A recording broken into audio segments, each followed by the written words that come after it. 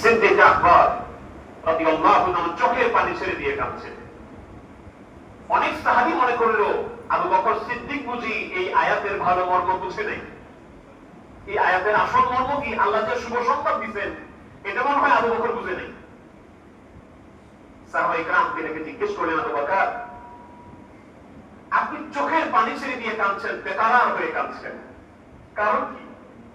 এটা তো খুশির আয়াত, ইসলাম পরিপূর্ণ হয়ে গেল, নিয়ামত সম্পূর্ণ হয়ে গেল, ইসলামকে আল্লাহ মনোনীত করলেন। হযরত আবু বকর বললেন, আয়াত তোমরা যেমন বুঝেছো আমি ওরকম বুঝিনি, আমি আলাদা কিছু বুঝেছি। কি বুঝেছেন আপনি? বুঝলেন? বললেন, আমি বুঝেছি আমার রাসূল আর বেশি দিন আমাদের মধ্যে থাকবে না। আমি বুঝলাম রাসূল আমাদের থেকে বিদায় হয়ে যাবে। কেমনে বুঝলেন? আল্লাহ তাআলা তার দ্বীনকে সম্পন্ন করেছেন, নিয়ামতকে পরিপূর্ণ করেছেন, ইসলামকে মনোনীত করেছেন। এই কাজের জন্য আমার আল্লাহ রাসূলকে পাঠিয়েছেন। যেহেতু কাজ শেষ, রাসূল আর থাকবে না।